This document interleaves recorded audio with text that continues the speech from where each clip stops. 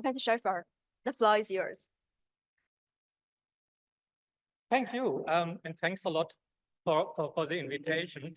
When you invited me a couple of months ago, I was obviously deeply honored, and that also already gets us to the first slide.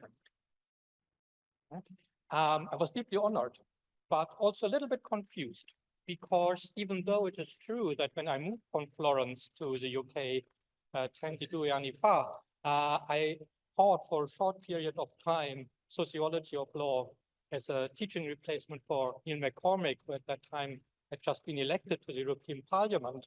And my very first publications do cite Weber in one or two places. But to the extent that I'm known as an expert at all, I'm reasonably certain that I'm not known for my Weber scholarship. So I was a bit confused. I thought, yeah, of course I can do that, I guess. Can you give me more details? And then I very quickly got an email informing me that that was all a big misunderstanding, that it is only called the Weber lecture, but that there was no obligation to include anything about Weber at all in any way or form. But by that time, I had already started to read up on my material, and I thought, challenge accepted. I will find some way to talk about Max Weber and my actual research. I don't know yet how it's going to look like, but I will find a way. And that sort of creative misunderstanding reminded me of something that I used to be quite interested in, and that was generally the role of misunderstandings, creative and systematic misunderstandings for creativity. And a long, long time ago, I wrote a paper with Zenon Bankowski on emerging legal orders, formalism and the theory of legal integration, which was about the process of European Union integration in the field of private law. We tried to use computer technology of the early 2000s, a multi-agent system, the idea to model or simulate how societies emerge, to show that both the vision of Zimmermann, who was enthusiastic about civil law harmonization, one European code to rule them all, one code to bind them all. And on the other hand, Pierre Legrand, who obviously was massively skeptical about this entire endeavor. And we thought we can use computer technology to show that neither of these views is entirely correct, and that we can think about harmonization without ending up in legal monocultures, and misunderstandings, systematic creative misunderstandings played an important role with that.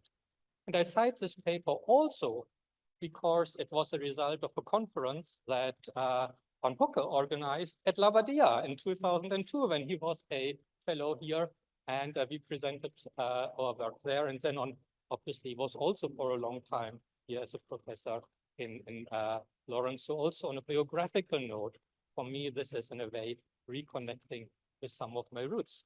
And I do think that misunderstandings historically through culture have always played a huge role in cultural innovation.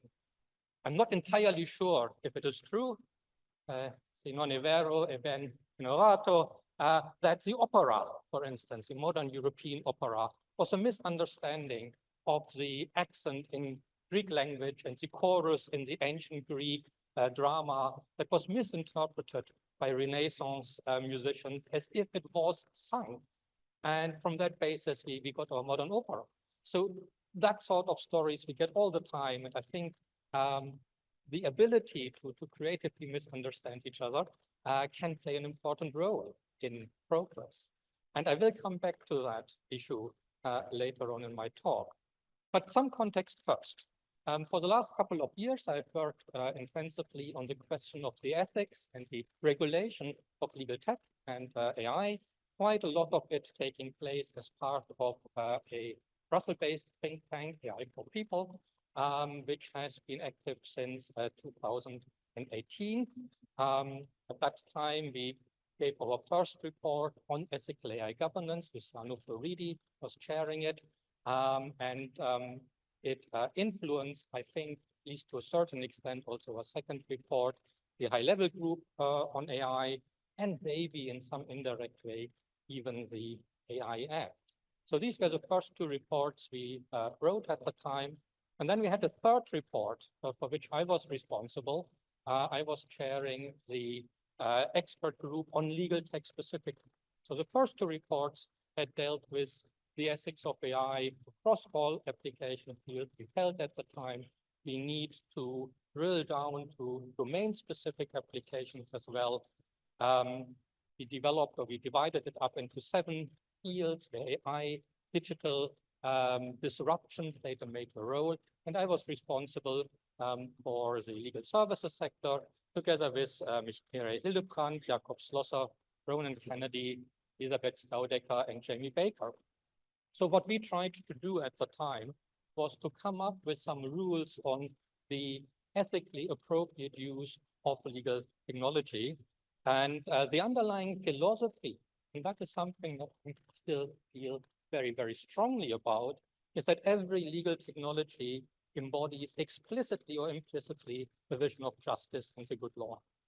Whether the developers know it or not, every specific piece of legal technology aligns with a specific version of what good law means. And we can only critique and assess legal technology if we make this assumption explicit. And maybe then through a sort of hermeneutical circle, we can use what we learned from attempts to formalize law, computationalize it, also something about what we really mean with a good legal system and a good society. So that is one of the underlying ideas we had at the time.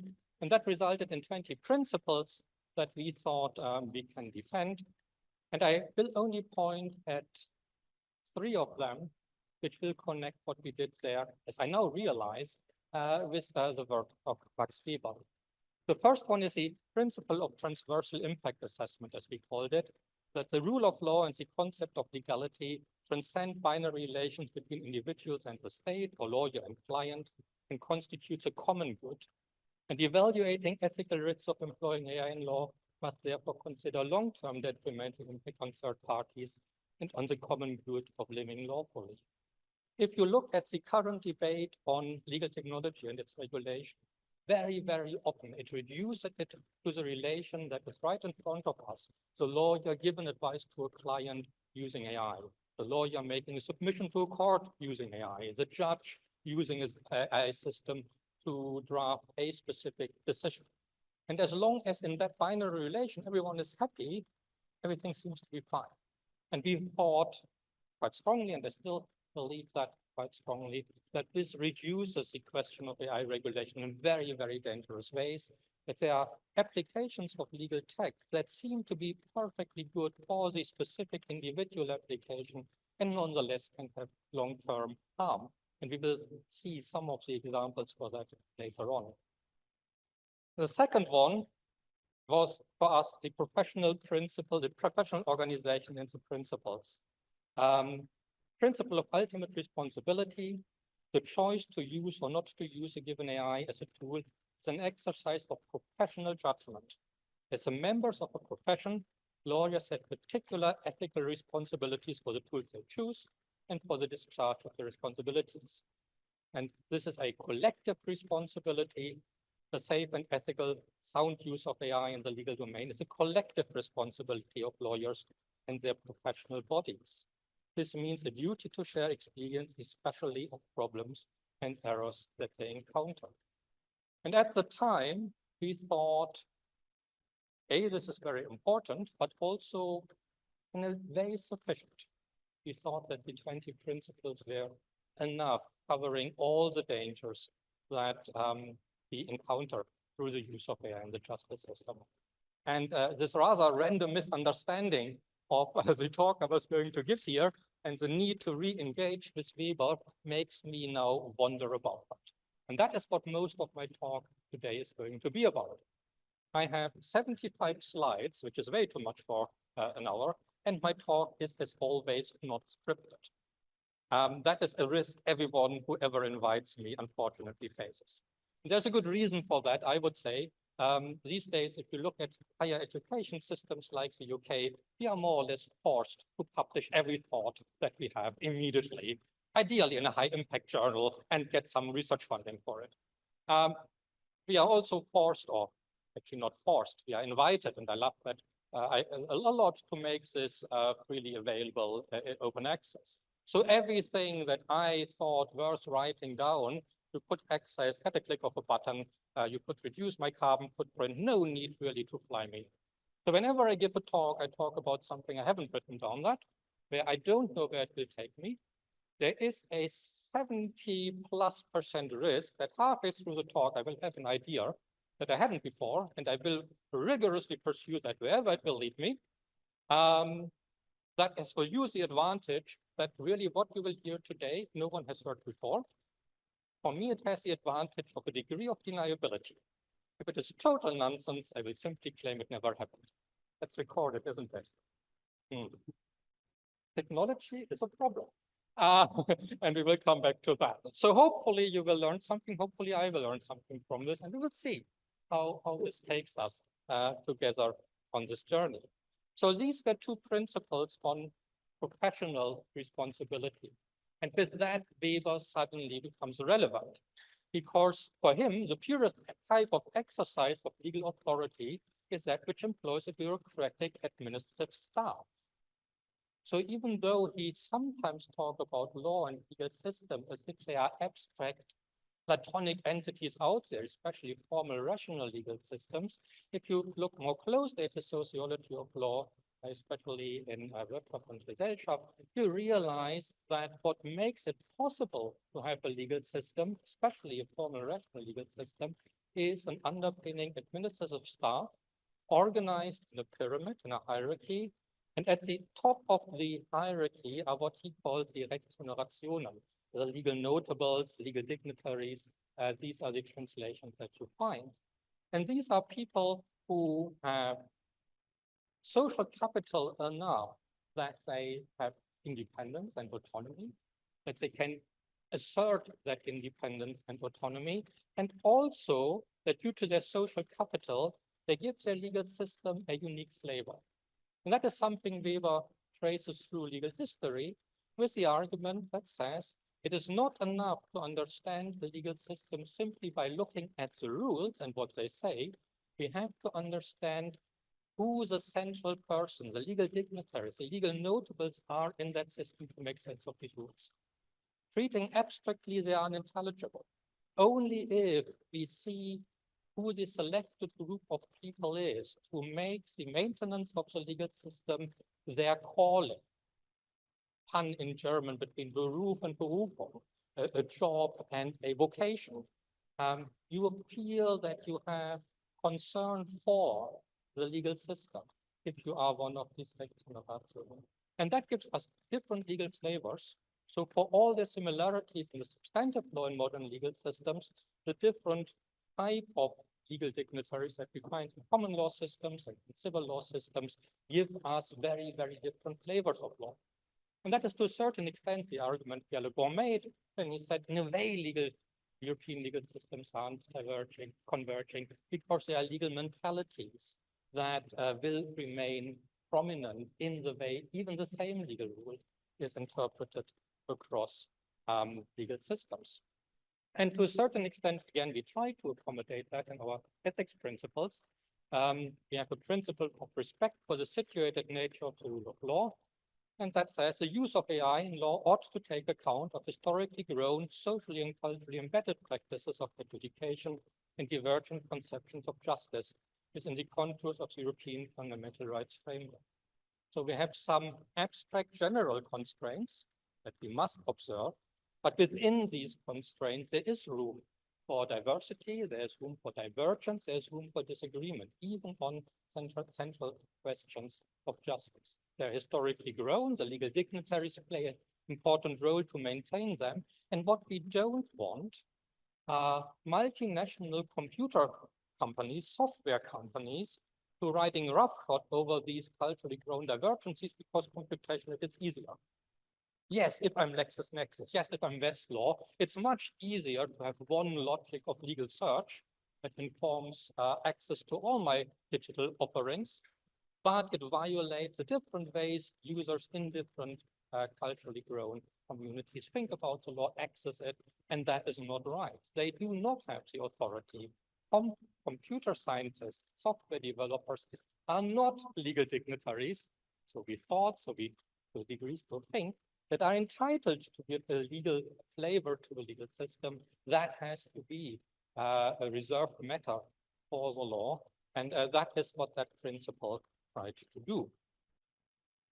So law is special in many ways. Law also functions, or only functions, if it is respected. It is only respected if these legal dignitaries have sufficient capital to maintain the respect for it. And with that, the stories, the myth, the fictions that we tell about it, they actually matter. I give there the example of King Frederick the Great and the mill at Berlin. It's a story every German school child probably has heard, something we grow up with. The king wanted to expand his palace. There was a mill. He said, this mill is in my way. Soldiers, please pull it down. And the miller says, as long as there are still courts in Berlin, this will not happen. And according to the myth, at least they prevailed and was allowed to keep his mill. I do not think that the story is necessarily historically accurate, because the king had lots of people with pointy things and ultimately will have found a way to get the extension to his palace, but it creates a type of shared understanding of the division of power, the division of labor, the independence of the judiciary. That is important if you want to understand German law properly. In the same way as you need to understand the way the guys upstairs addressed our Supreme Court judges and the ceremony that comes with it. That is part of what makes the legal system. They can't be reduced to rules, and Weber, in his analysis, accounts for it. To quote another Max Friedlander, who comments here on the 1878 version of the law that regulates the legal profession in Germany at the time, there can be no doubt that the independence of thought and action is the first prerequisite for the proper and good practice of the legal profession. For the fight of the law, he cites Jherin's famous book. Jhering was one of the legal dignitaries Max Weber explicitly mentions as one of the flavors of German law. For the fight of the law, which the lawyer must wage day in and day out, requires a personality that, in fulfilling its duties, will stop at no other authority than the law itself. It is obligated only to obey the law. It will not fight against the authorities with any consideration, even against state power. That is a sort of foundational self-understanding of the profession here. And it finds later in modern law its expression here in, again, the current German law on the legal profession. The lawyer is an independent organ of the administration of justice, and the commentary for that says, independence means freedom, which should not be confused with unlimitedness. And further, the lawyer is particularly dedicated to serving the law. The law demands truth. Consequently, the lawyer is particularly committed to the truth. Any form of untruth contradicts. Untruth contradicts his professional duty. Full disclosure, this was translated by an AI. Of course, I was a little bit lazy, and I guess it's just faster. It is a good translation, even though it brings in a male pronoun where it shouldn't be. That is just how Google thinks about lawyers in the world. But it again gives you a specific type of understanding of the legal profession, the commitment to truth in the eyes of power. Now, where does AI come in? This came out last week. A decision from the United States District Court for the Central District of California. A lawyer was found to have used an AI, apparently, to make a submission in an IP case. There not only were some of the cases confabulated by the AI had created quotes from these cases, had created quoted cases that do not exist, and obviously the quotes also don't exist, and they made a really, really strong case. So the AI had not just confabulated anything, it had understood what ideally ought to be true, what we would wish to have as precedents, and then decided, well, let's see what we get away with. This was a big law firm, 1,700 partners in that law firm, one of the biggest. Huge resources available, high stake litigation, and nonetheless, we find that blatant untruth suddenly in it. A collective debacle, as the judge called it, when finding that law firm considerable amounts of money. This is another case from the UK a few weeks ago. Judges flex lawyers to regulators after 5 fake cases cited. This was a legal aid case, a very poor claimant, mentally ill, suing his local council for appropriate medical support. The council violates already lots and lots of rules of professional legal conduct. His lawyer probably would win this case easily had she not submitted a filing, which again had 5 cases that didn't exist. And not only did she submit a filing of 5 cases that didn't exist, when she was challenged, she denied it outright. That, oh yeah, maybe there are small syntactic errors in the citation. Yes, absolutely. Maybe I put a bracket where it doesn't belong, but no, there are real cases. And the judge really had to press her and say, well, if there are real cases, show them to me, please. They have to be somewhere. And then finally, she had to admit that they were fictional. And the judge was so angry with both parties that they wrote a long 3-paragraph admonition saying essentially, you have now a choice to make. Both of you can report themselves to the legal standard authorities for appropriate sanctions. And if you don't, I let you know I'm already writing the report myself. So up to you. And what he was most annoyed about was not even that there was inappropriate use of the technology. What he was most annoyed about was that he was blatantly lied to when challenged. If you think back to the professional self-understanding that I just cited and the behavior that we find in courts, we find a huge discrepancy emerging. Now, on one level, and had you asked me before I started to prepare for this talk, I would have said, well, yeah, regrettable, a problem, most certainly, but not a fundamental problem. The system works. They were caught out. They are fined. They have to report themselves and might get their license revoked.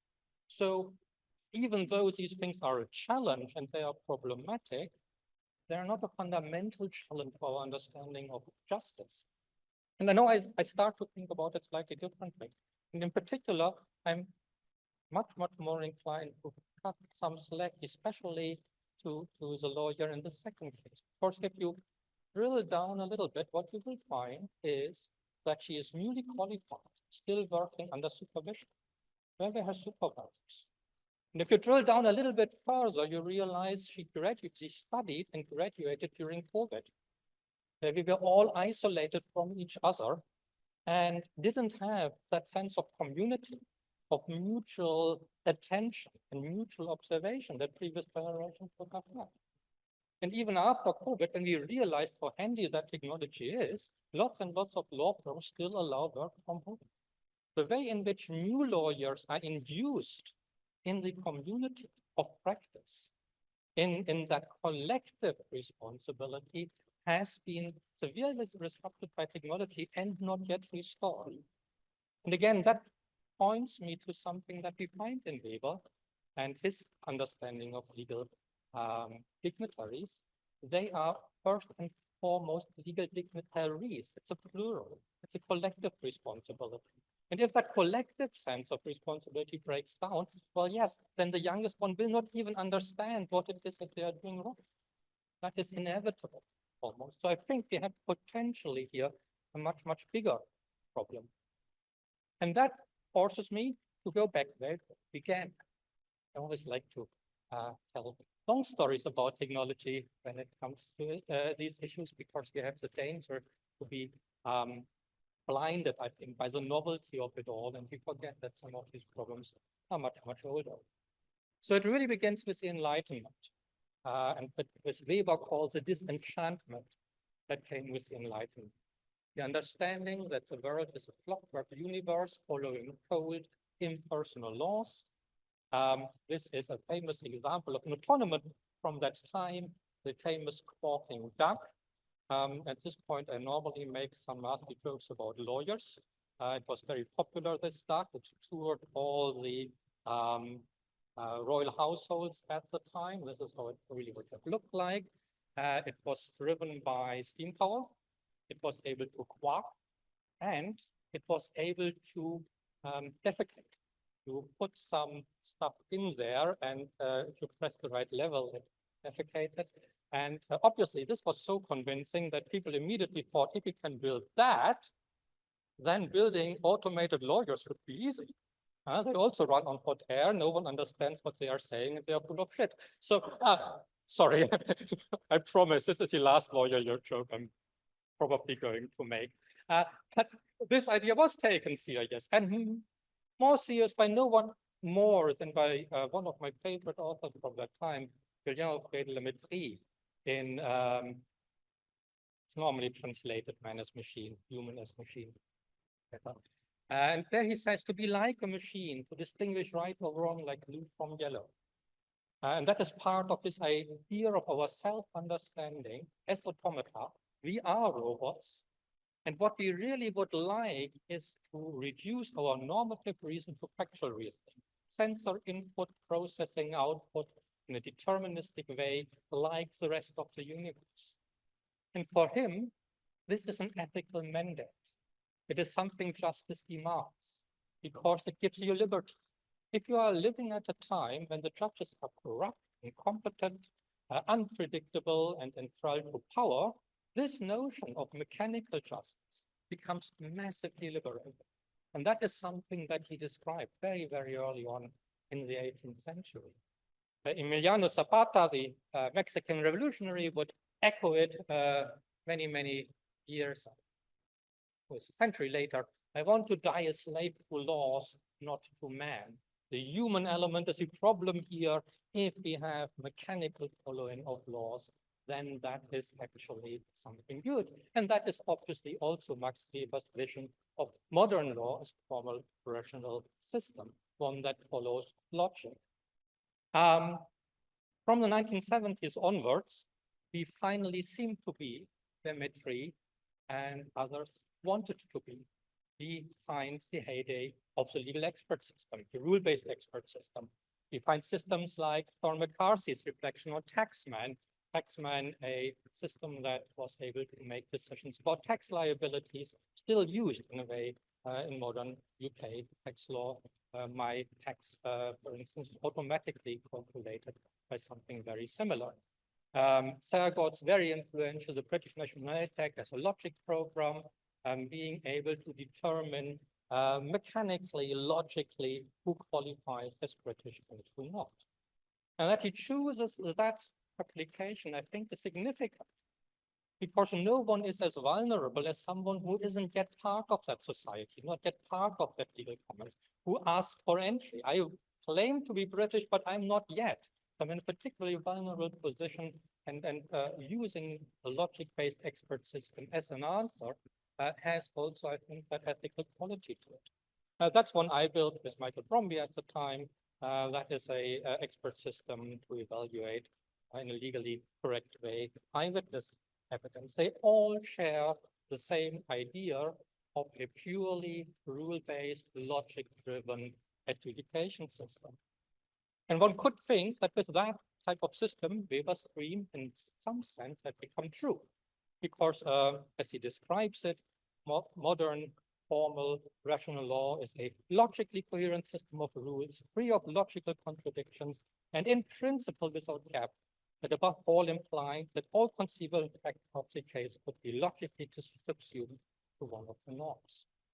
So 1970s, 1980s, 1990s expert systems seem to embody, whether they did it consciously or not, Weber's vision of a formal rational legal system, or Dimitri's vision of freedom under the law, of living a life well that is lived lawful. but only if you ignore the idea of legal dignitaries and the human element that we were also discussing. So it is a selective implementation of that vision, and that is exactly where we have our problem. Now, if you think about our expert systems of the, again, 1990s and following, or modern systems like do not pay, which were pretty much on the same principles. On one level, again, they reflect something Weber says, that is the need for specialization, the esoteric knowledge of a very narrow subsystem of law, and who knows, who understands tax law? Probably only very, very few tax lawyers, and even fewer humans, because when H.L. Hart asked his mentor, Isaiah Berlin, whether he should become a tax lawyer rather than an academic because he paid better, Berlin answered, tax law means the instant death of the soul. So maybe outsourcing that soulless activity to a machine is not that bad after all. Maybe we can do tax law without being human. But so to a certain extent, we have that specialism. That again reflects an idea by Weber.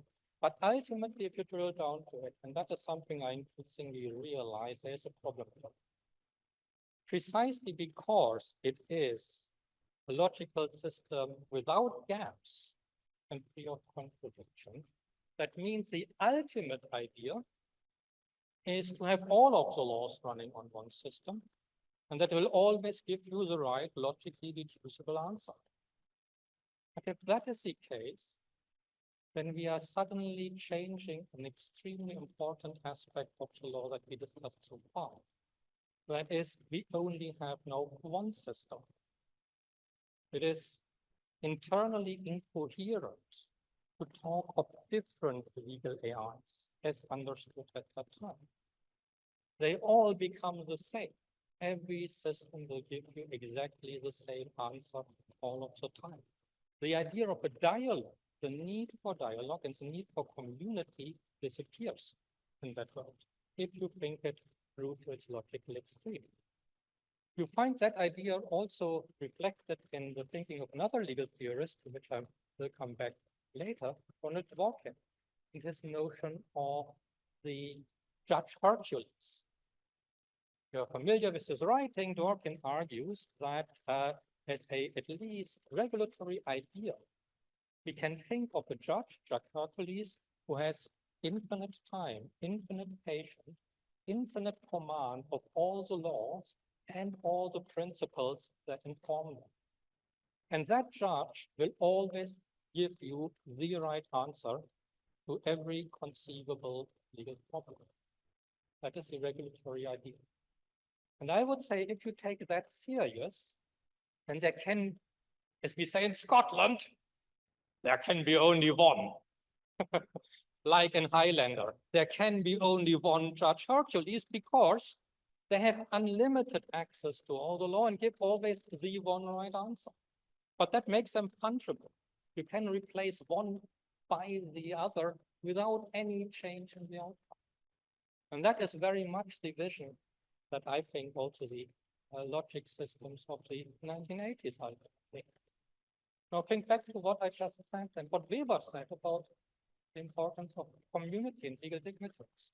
Our poor 6-year after qualification lawyer who has to find her way without a community, without diversity of opinion. That suddenly becomes impossible.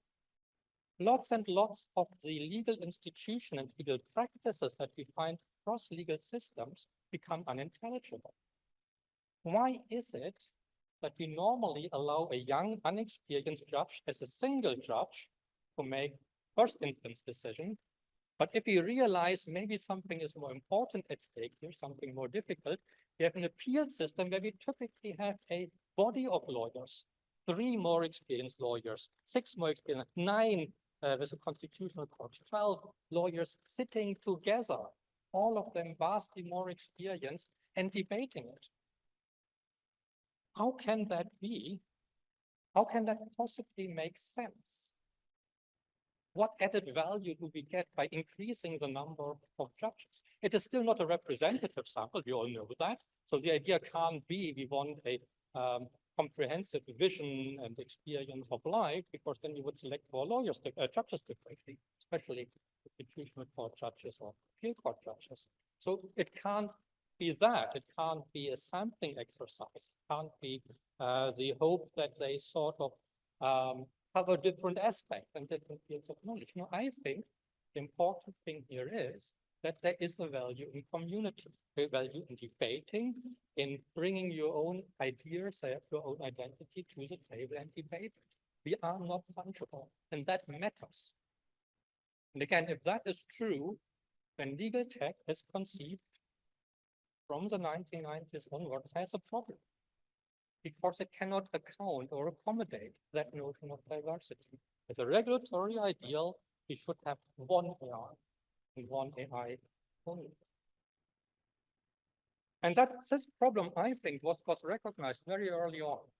As the UK created a legal basis for fully automated decision-making very early on in 1998 in the Social Security Act, where it said that certain decisions about social security benefits could be made fully automated by a computer. And the government that introduced it argued they will be able to calculate on the award benefit in straightforward cases without the need for human intervention. Now, if you look at the parliamentary debate at the time, it is really interesting and in a way much richer than the discussion we have now. Because the debate was not just about, will these decisions be right? Will they be correct? The criticism was, even if they are correct and even if they are right, something is problematic here. Lord Gotthard, computers should not be treated as a tool of decision-making, not as a decision-maker itself.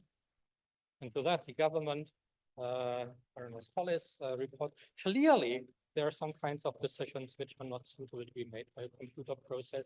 I can assure the committee that decisions which require the exercise of discretion or judgment will continue to be made by the departments. But who has the, in European legal terms, the competency? Who decides that it is a difficult case, that discretion is needed, if what the citizen experiences is just the interface? The computer says no. And also, how can we have possibly staff that is trained only to always ever deal with the problems? Legal systems, legal profession is, as I said earlier, a hierarchy. You have the senior partners on the top, the trainees and paralegals at the bottom, and you rise through the ranks by accumulating life experience. If legal tech removes that first rung of the ladder, where will the senior partners of the future come from that have the experience that is needed to decide on these difficult cases? And again, Weber's understanding of bureaucracy and the self-understanding of the staff as professionals in that bureaucracy, even of the lower rung, tells us what is problematic. That sort of thing can't possibly be sustainable in the long run, because it undermines this crucial understanding. Again, the opposition follows up on that. What is important here is the fact that the complainant feels even more strongly that he's not dealing with a group of human beings who, in a sense, understand the human problems that he may be experiencing. He'll feel that he's dealing with a monolith that will take on the appearance of a large network of computers producing pieces of paper, sometimes correctly, sometimes not. There's never a human hand behind them. The ethics of us all should be to reintegrate as fully as possible into the wider community individuals who receive benefits by making them feel that they are not pawns in the hand of a monolith. I think this was a really present. This understanding that it doesn't matter if the decision is correct, or it doesn't exclusively matter if the decision is correct. The dynamic between citizen and legal system is disrupted here by replacing something that is a communal exercise to a monolith with a one right answer, and that is not appropriate.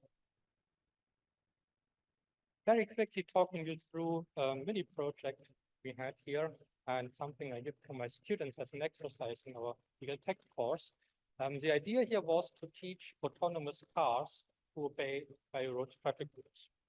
The idea is to give a formal account, pretty much like we did in the 1990s, early 2000s, of road traffic law, which is a simple rule-based system.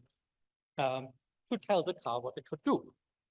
And there's one specific provision in the UK highway code that says you should drive slowly and carefully on streets where there are likely to be pedestrians, cyclists, and parked cars. And I tell my students who've learned a little bit about Prolog, about Prolec as well, all of these decorative computer languages, have a go, formalize this one. And the answers I get are really interesting. The students who are not that good formalize it like the first one, which is a literal one-to-one translation of the code. Trevor Bench-Capen, one of the fathers of legal tech, said a legal expert system is distinct by the fact that there's a one-to-one correspondence, an isomorphism in the statute and the code. And with that, we have accountability because the code only reflects what the law says. And that is what the students do. Can anyone of you, especially those with a little bit of your formal training, spot the problem here?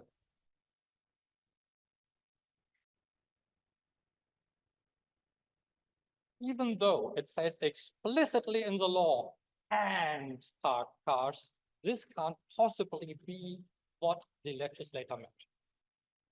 Because if you think of that in logical terms, the only conditions under which you have to drive carefully is if you have all three of them. If you have parked cars and cyclists and pedestrians. Drive past the primary school, where children playing on the side street. Hit the gas. There are no pedestrians, cyclists there. Hooray. Or no parked cars. This is obviously not what the legislator had in mind. So the better students correctly translate it as an all. The really, really good students translate it as an and put a comment next to it. Because they make the following argument. They say, I'm a computer programmer. I'm not a lawyer. I do not have the authority. I do not have the social capital. I am not a legal dignitary. I'm not allowed to make that choice. I just can warn you that there's something not going on. And also, the formalization that probably reflects correctly what the legislator has in mind is the one that is more demanding on the driver. This is a part of criminal law. If you violate it, you can get fined, you can lose your license, you might even go to prison. You have an interpretive principle in criminal law that says in dubio pro reo, even when it comes to the interpretation of the rules. So if I have to interpret the rule, I can't possibly give you an interpretation that is more demanding on the citizen.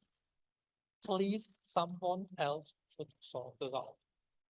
And I would say that is exactly the right answer. Hildebrand, colleague who worked with me on for People project, but also one of the most profound thinkers about legal tech and their regulation.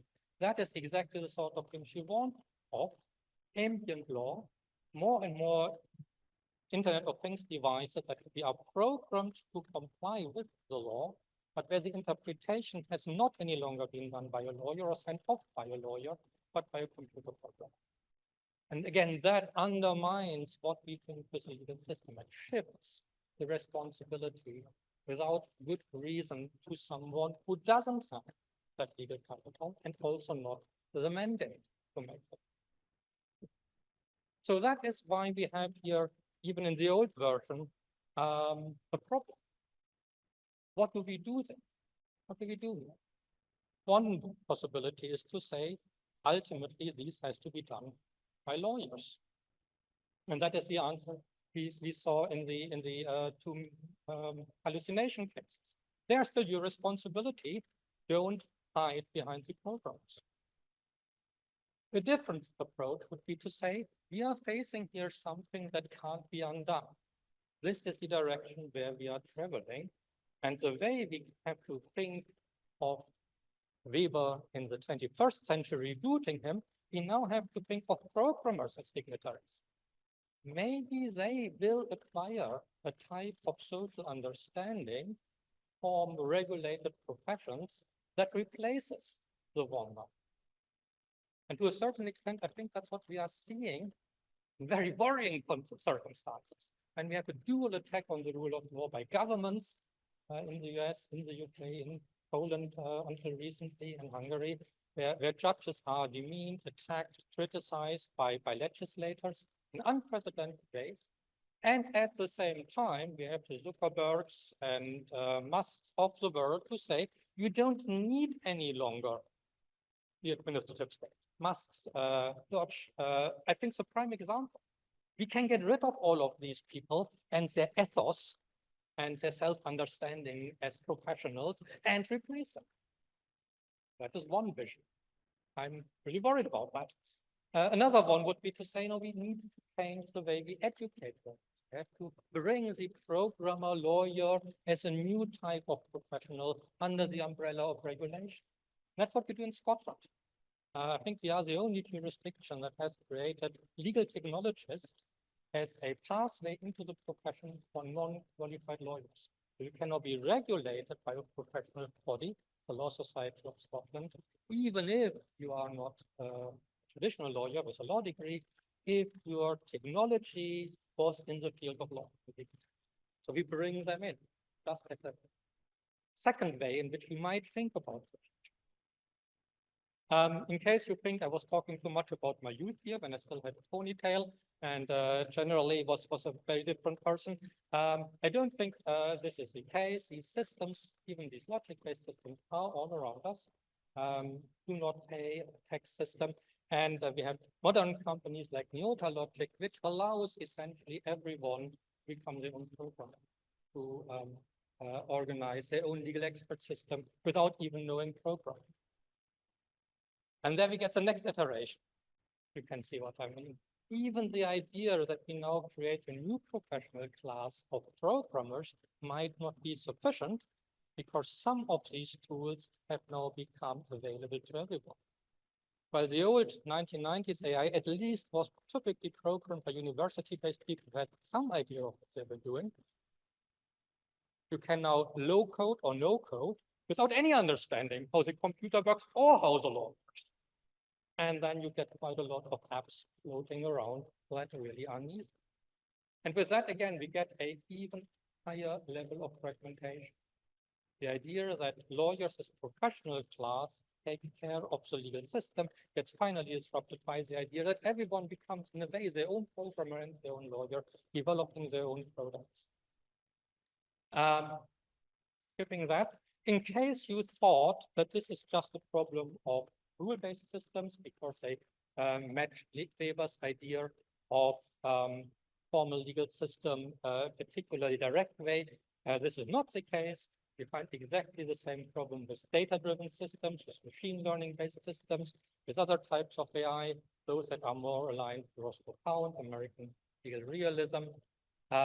This tool is old, split up already in 1997, tried to predict outcomes by courts using 20,000 first instance cases, and essentially tried to replicate that quantitative knowledge that lawyers have as well. Just as a side issue, again, one that I find really interesting in this regard, this made headlines a few years ago. AI predicts outcome of human rights cases. I wrote about that paper. I'm not going to go into any depths of it. I don't want to blame the authors. I really don't, but I have to, sorry. You shouldn't leave unsupervised computer scientists loose on the law, because then you get all sorts of difficulties. The system does not predict court decisions by the European Court of Human Rights. Only if you totally misunderstand how to read a EU court decision would you possibly believe that. But that is not my point here. My point is that the way it was reported, sold, tried, was by saying if we can predict the outcome of the case, we don't need judges any longer. We can predict the outcome of the case, we don't need judges. The French got so worried about that they now outlaw profiling of judges for the purpose of AI training. It's a slightly weird idea, and I don't think it'll work, but it tells you a bit about the concerns. What I find interesting here again, and Weber helps us to understand this, is this can't possibly be right. The mere fact that I can predict the outcome of the case, even with 100% accuracy, doesn't tell me I should litigate. If my local football team, Hips, plays Real Madrid, I can predict the outcome. I really, really can. If Scotland plays pretty much every team other than Iceland, I can also predict the outcome. But that, of course, doesn't mean we shouldn't play.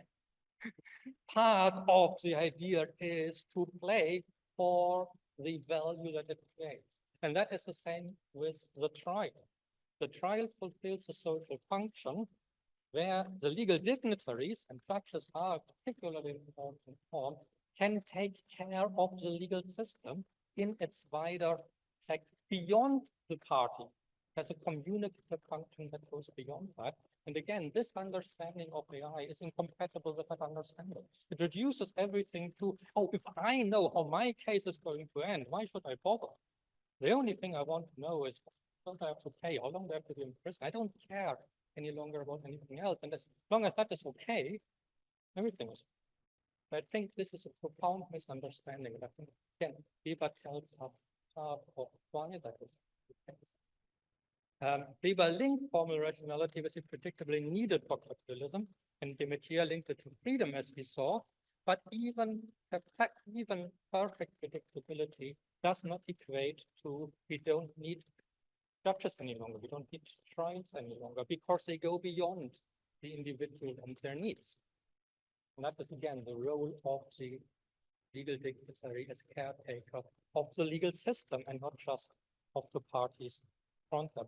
I mentioned Ronald Dworkin that it's just Hercules can't have dignitaries ultimately, and only have one judge to which we all refer, and that is a different type of legal system. So traditional legal AI is philosophically Dworkinian.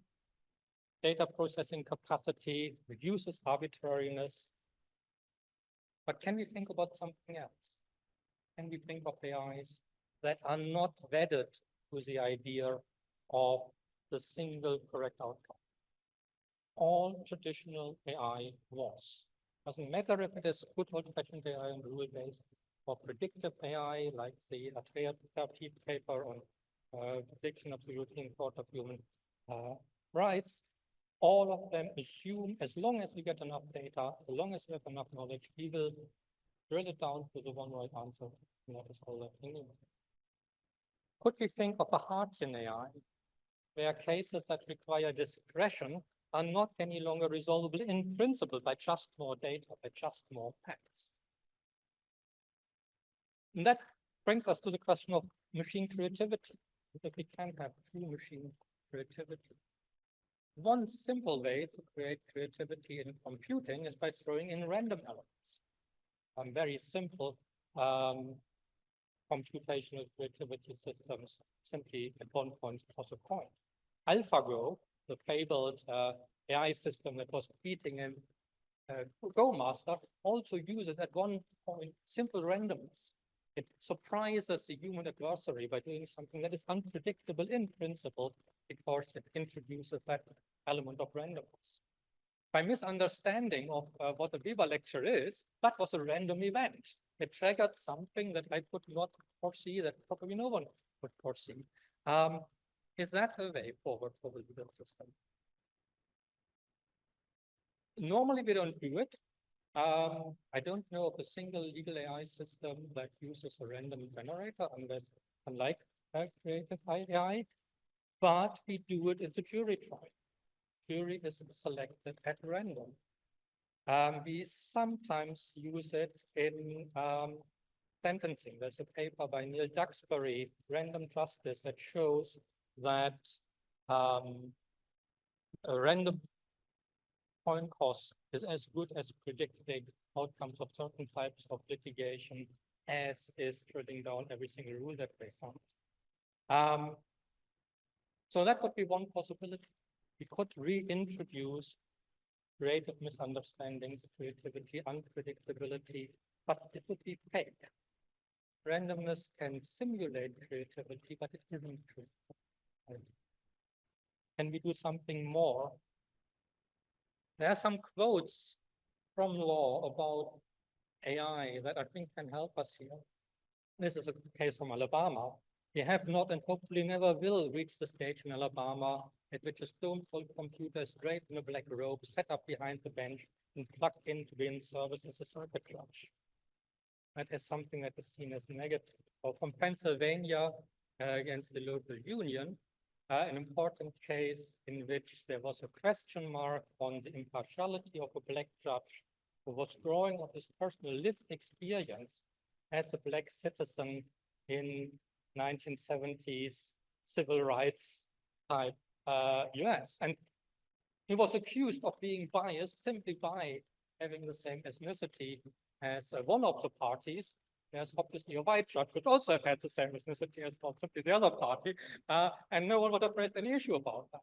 So there was a criticism, and the Pennsylvania the court refused that and said, thus, by the subtle tone of their objection, they demonstrate either that they want black judges to be robots and who are totally isolated from their racial heritage and unconcerned about it, or more probably that the impartiality of a black judge can be assured only if it disavows or does not discuss the legitimacy of black aspiration to a class for citizenship in their own native land.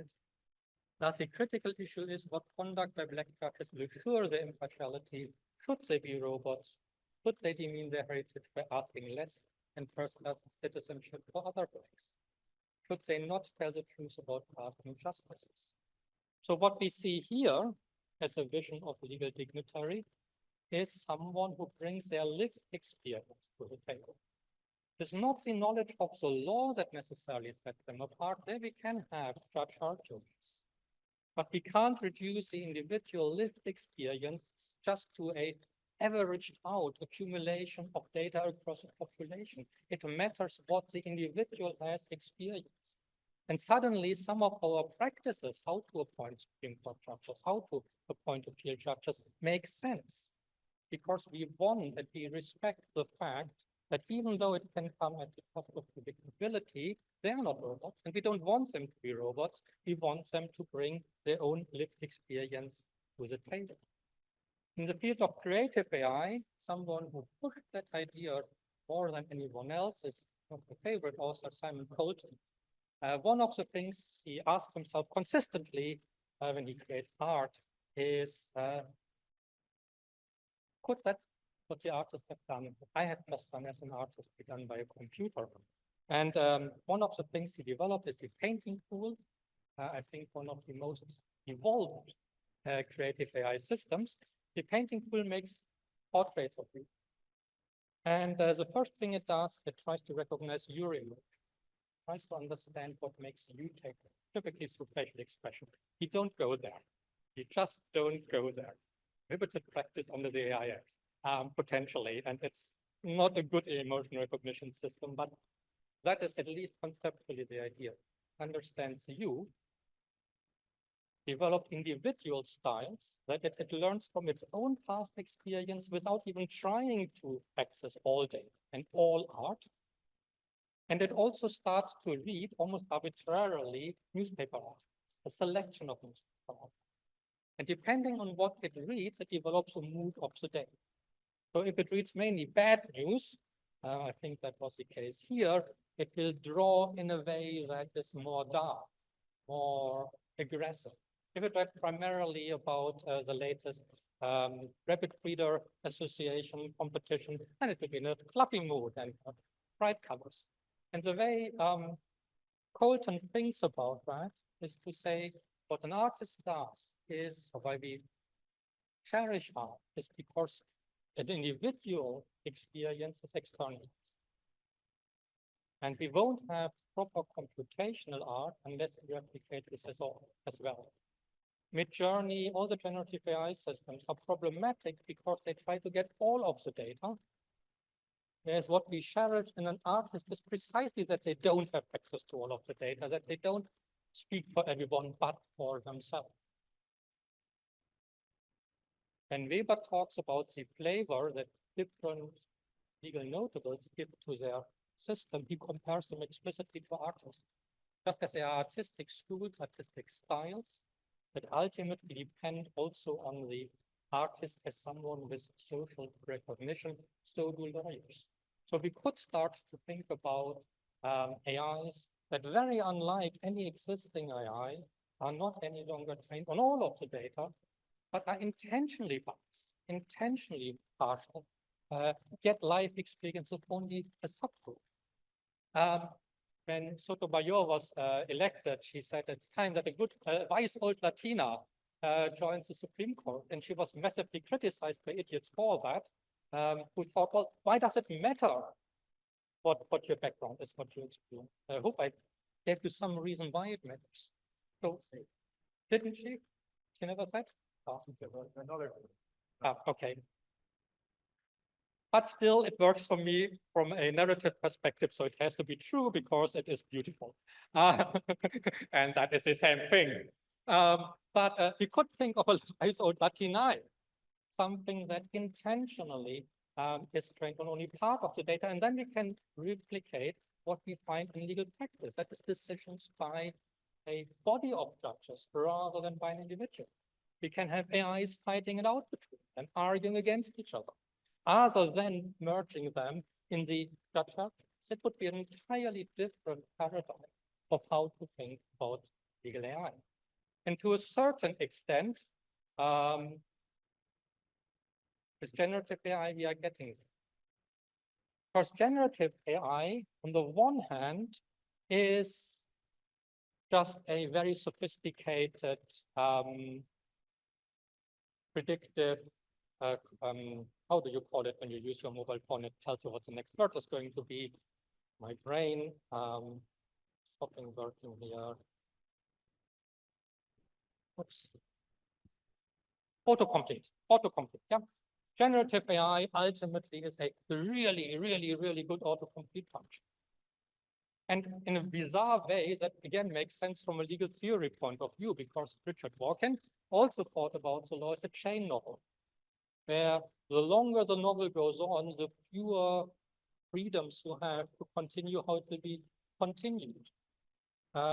Predicting the next part becomes easier and easier because the heavy hand of the past constrains us. That is essentially how generative AI works. It uses all the data. It has to predict what the likely next one would be. But crucially, the reason that it is so popular is that it does not necessarily choose the one with the highest probability. That would again be the one right answer paradigm. Rather, what generative AI has is something we call the temperature. And the temperature essentially, again, introduces a level of noise, of randomness, which means that even if two people ask the same prompt shortly after each other, the answer might differ. So we do get suddenly not any longer something that can be reduced to one right answer. We get something that by manipulating the temperature can give us a diversity of answers, and with that, again, the possibility of dialogue. I'm running out of time. I nonetheless very quickly want to play this one through with you. Legal syllogism. You all did this in jurisprudence ordinary or somewhere else. All men are equal. There's a lawyer here. Created equal. You are all lawyers. Not philosophers, I realize. Every philosopher, whenever I teach that the philosophy classes, all men are mortal. Can you guess the next sentence now?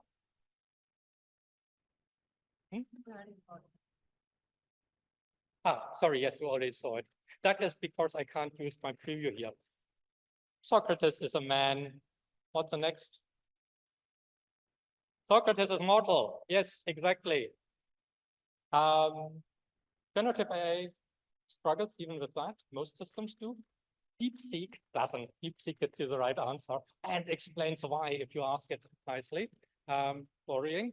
But that is obviously only one possibility. All men are. Let's see, this would have been my answer. That tells you something about me, because the way you formulate a prompt can tell you a lot about someone. I wouldn't have thought of Socrates either, but I also wouldn't have thought about equal. I must admit to my shame. No, sorry, all men are liars, and that's the truth. No, I promised my wife not to sing while it is recorded, so you will get spared this. So we can get, depending from context, very different ways how we want to continue that sentence, continue our story. And now I want to wrap up and trying to get some answers to my initial question. There's 5 different futures. The first one is the one I'm hearing the most, and that is total disintermediation, law without lawyers. Which consistency, the end of lawyers. We don't need it any longer. We don't need administrative staff. We don't need it. We can disintermediate it because everyone will just use their own AI systems, developed by them, trained by them, to get from the state what they individually are entitled to. No place for dignitaries of any type. They don't think the legal system can work with that. It sounds like something one might say about a formal rational legal system because it has a high level of predictability, but I don't think it is a legal system. We can have new human dignitaries either, so within the law, that is the Scotland's legal technologies, we can bring them in, regulate them, create their own stories, their own methodology, or outside the law, we can maybe treat the programmers differently. The story of the nerd in the mother's cellar is dangerous given the social capital and power that program. We might need different myth for a different community about programmers. Or we can have AI as a dignitary.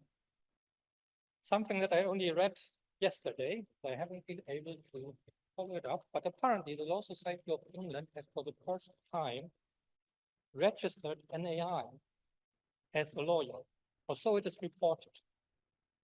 I couldn't quite find out what the heck is going on there. It seems to be overblown and overhyped as it is so often. The AI in question is run by professional lawyers who still have professional indemnity insurance and all that. And it only helps people who represent themselves and are allowed to represent themselves in law to draft submissions. But apparently the Law Society felt the need to create a new category of an entity that can be registered with the society, an AI, a dignitary.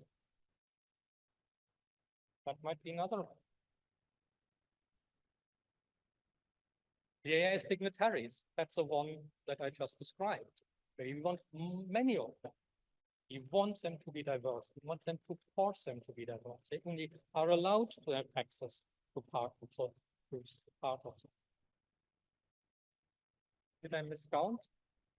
It looks like 4, promise to 5. Maybe, one day we want a government of the robots, by the robots, for the robots. Because this too is a notion that I found with Simon Colton. Colton said, even though I have pushed computational creativity further than any person before, and that's totally true, it's still not what I eventually hope to be able. Because at the moment, computers create art for us. They decide what we want, and we are the ultimate arbiter of whether or not we accept what it is as good for us. And as long as that is the case, we do not really have true computational creativity.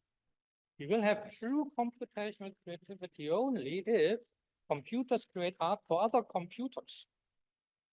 And what they perceive as artistic might be unintelligible for us, but it will make sense for them. Now, if you take that idea to its logical conclusion, then there's a little bit of science fiction, maybe. We might think of AI in a very, very different way, where it doesn't any longer regulate human affairs. We are really good at doing that for ourselves, but they might start to regulate their own communality. And that is the 5th option I simply throw at you.